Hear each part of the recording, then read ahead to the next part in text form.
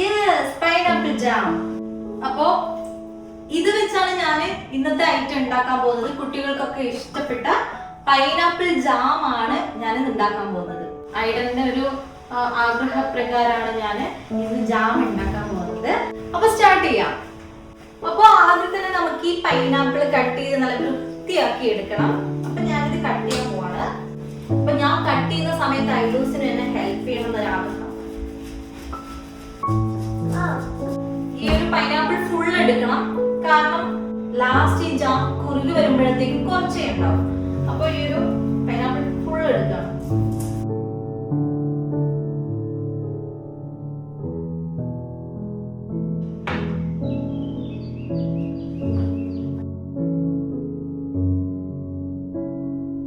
നല്ല പാടാണ് ഇതിന്റെ തോല് കളയാൻ.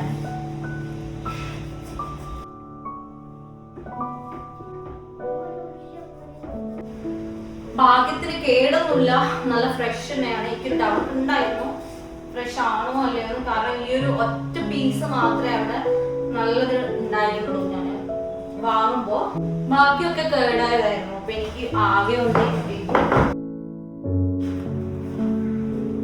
അപ്പൊ ഇത് തോല് കളഞ്ഞ് ഈ ഒരു പരിവായിട്ടുണ്ട്. ഇനി ജ്യൂസ് അടിക്കാൻ വേണ്ടി നമുക്ക് ചെറിയ കഷ്ണങ്ങളാക്കി മാറ്റാം.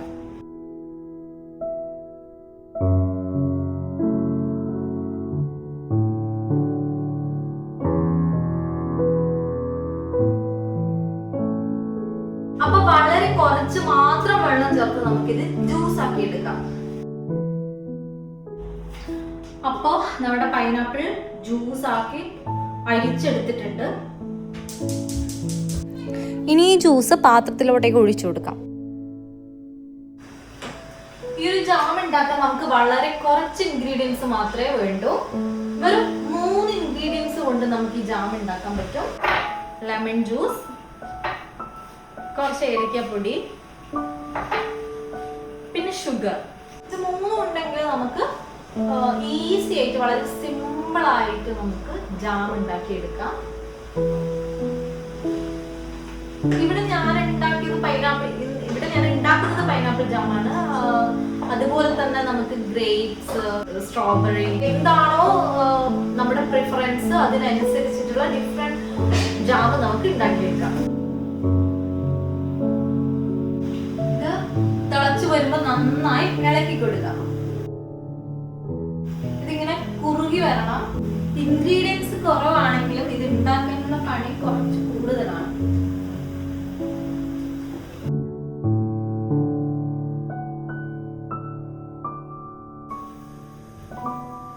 ഇത് കുറുകി വരുന്നത് വരെ നമ്മൾ ഇളക്കിക്കൊണ്ടിരിക്കണം.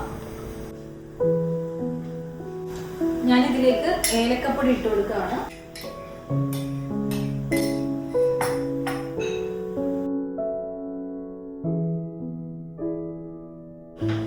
ഞാൻ ഇതിലൂടേക്ക് ഷുഗർ ചേർക്കാൻ പോവാണ്. ബ്രൗൺ ഷുഗർ ആണ് ഞാനിവിടെ യൂസ് ചെയ്യുന്നത്. നല്ല പഴുത്ത പൈനാപ്പിൾ ആണെങ്കിൽ നമുക്ക് കൂടുതൽ ഷുഗറിന്റെ ആവശ്യമില്ല. ഇവിടെ ഞാൻ കൂടുതൽ ഷുഗർ ചേർക്കുന്നില്ല. മധുരം കുറവുള്ള ജാമാണ് ഞാനിവിടെ ഉണ്ടാക്കുന്നത്. സോ അതുകൊണ്ട് തന്നെ കുറച്ച് ഷുഗർ മാത്രമേ ചേർക്കുള്ളൂ.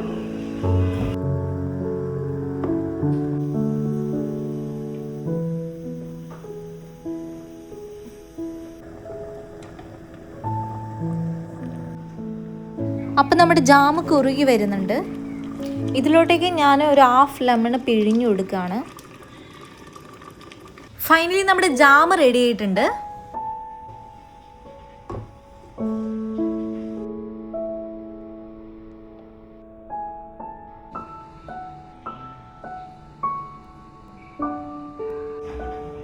അപ്പൊ നമ്മുടെ ജാം റെഡി ആയിട്ടുണ്ട്. ഇത് ചൂടാറിയ ശേഷം ഫ്രിഡ്ജിൽ വെച്ച് നമുക്ക് യൂസ് ചെയ്യാൻ പറ്റുന്നതാണ്.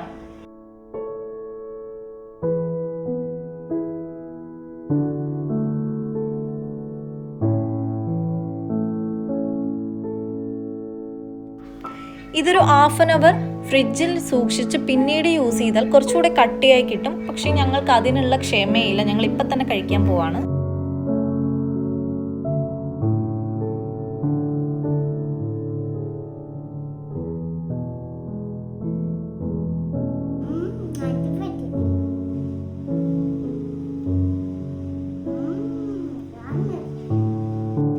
ഇത് ഞാൻ ഫ്രിഡ്ജിൽ വെച്ച് നെക്സ്റ്റ് ഡേ എടുത്ത ജാമാണ്. നിങ്ങൾക്ക് തന്നെ കണ്ടാൽ അറിയാം ഇതിൻ്റെ ഡിഫറൻസ്, കാരണം കുറച്ചുകൂടെ കട്ടിയായിട്ടുണ്ട്.